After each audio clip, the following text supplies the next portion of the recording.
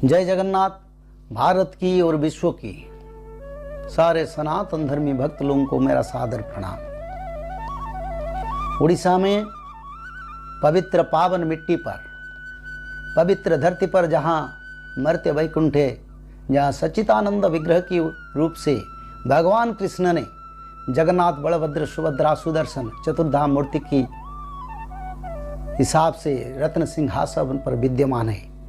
वही पवित्र पावन मिट्टी पर जहाँ चैतन्य महाप्रभु ने अपना जिंदगी गुजारा और अंत में भगवान से लीन हो गए, वही जगह पर पवित्र मिट्टी पर पंचसखा ने भी जन्म हुआ था, जिसका नाम है महापुरुष अच्युतानंद, महापुरुष जशवंत, महापुरुष जगन्नाथ दास, महापुरुष बलराम दास, महापुरुष शिशुअनंत। ये जो पंचसखा है, ये पंचसखा भी उड़ीसा की धरती पर आए हैं, क्योंकि कलियुग में जगन्नाथ जी का अवतार है, सत्ययुग में विष्णु का अवतार, त्रेता में राम का अवतार जहाँ अयोध्या में हुआ था, द्वापर में भगवान कृष्ण का अवतार जहाँ मथुरा में हुआ था, और कलियुग में जगन्नाथ जी कलियुग का अवतार है। तो इसलिए हर युग में पंचसखा भगवान जहाँ आते हैं वहीं पर जन्म होते हैं, और इस युग में भी, कलियुग में भी जगन्नाथ क्षेत्र पर, उड़ीसा की पावन पवित्र मिट्टी पर वही पंचसखा जन्म हुए थे। पृथ्वी रे सार भारत ता मध्य रे ओडिशा, श्रेष्ठ से ही स्थान अटई सहदा नाही मोसा, नीलगिरी बोली जे स्थान से ही मर्त्य वैकुंठ, मोहर अति प्रिय स्थान जान धर्म कनिष्ठ। 33 कोटी देवा देवी घेनी कली जुगरे, से स्थाने थी मुही कहली तो आगरे, स्तुति करुथिब गहरुड़ मोहर आगरे रही। भगवान महापुरुष अच्युतानंद प्रभु का पंचसखा अति पवित्र की भाषा में उड़ीसा के बारे में वर्णना किया। बोले विश्व में जितना देश है, उसी देश में सबसे बड़ा अच्छा पवित्र पावन शांति देश है भारत। और भारत में एक राज्य है जिस राज्य का नाम उड़ीसा है। क्यों न यहाँ प्रभु 33 करोड़ देवा देवी को लेके नीलगिरी जगन्नाथ क्षेत्र पुरुषोत्तम धाम पर विराजमान है। वर्षाणां भारत श्रेष्ठ देशानां उत्कल सुस्त्य, उत्कलस्यो शमो देश देश नास्ति महीतले।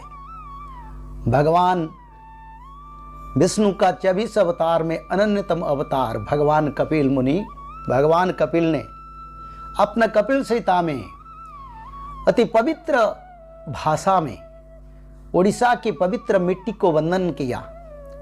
उन्होंने अपने शास्त्रों में ये लिखे हैं, वर्षाणां भारत श्रेष्ठ, यानी विश्व में जितना देश है उस देश में, इसमें चाहे कोई पैसा में ज़्यादा है, कोई मिलिट्री शक्ति में ज़्यादा है, कोई धनी है, कोई अहंकारी है, कोई कितना डेवलप्ड है, पर भारत से बड़ा देश विश्व में कहीं नहीं है। स्वयं भगवान की मुख निःसृत वाणी है, स्वयं भगवान ने उसको वर्णन किया।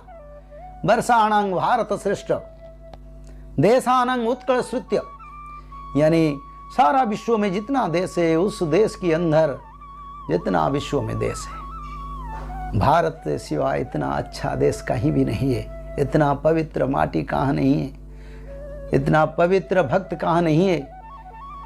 यहाँ सभी देवा देवियों का निवास है। भारत से सारा विश्व परिचालित होता है, सारा विश्व को अन्न जल वस्त्र भोजन सब कुछ मिलता है भारत से।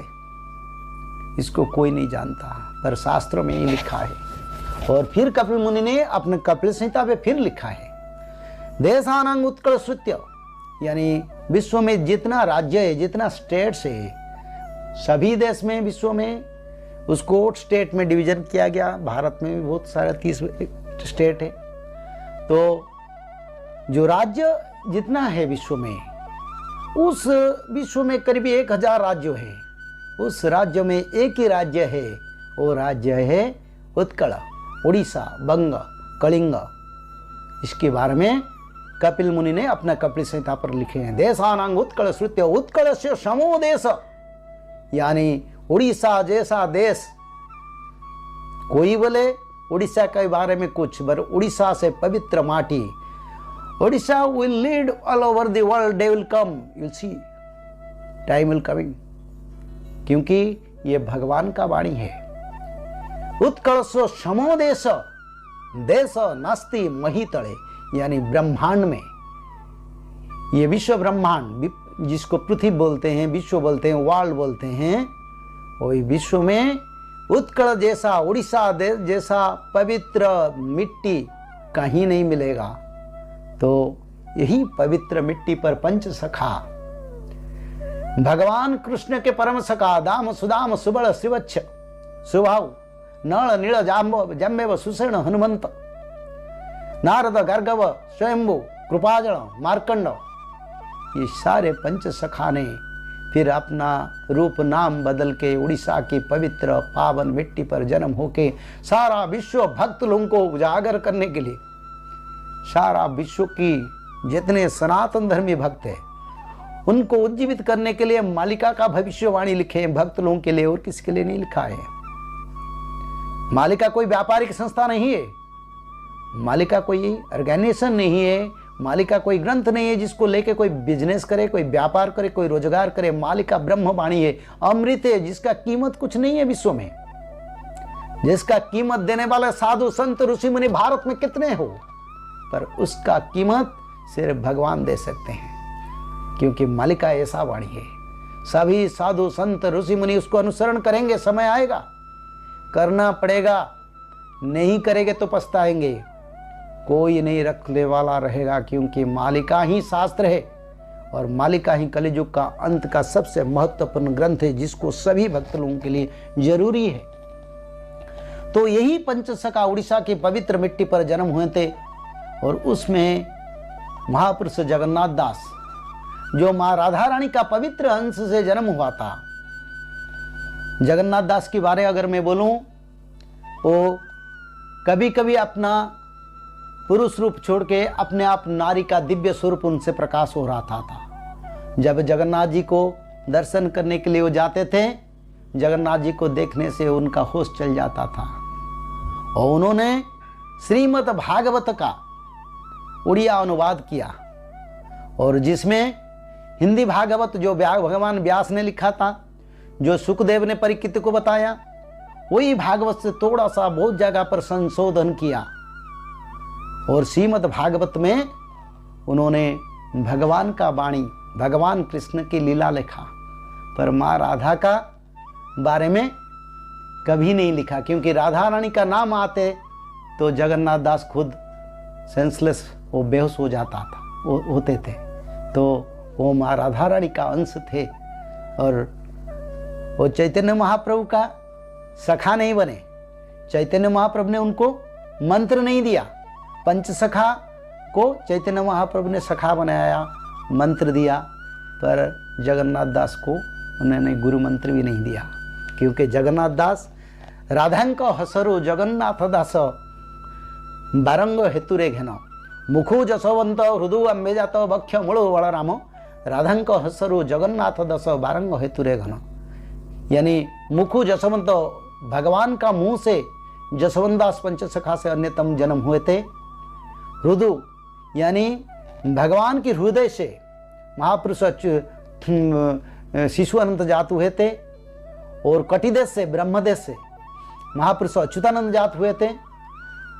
मुखु अम्बे जातो हृदु मुखु जसवंत हृदु अम्बे जातो बख्य मुळु बलराम राधांक हसरु जगन्नाथ दास, यानी माँ राधा रानी के हस से जगन्नाथ दास ये धरती पर जन्म हुए थे। जेणु दो हिंक एक भाव राधा हो सिले ताहू लहवम से हसा मधुरामृत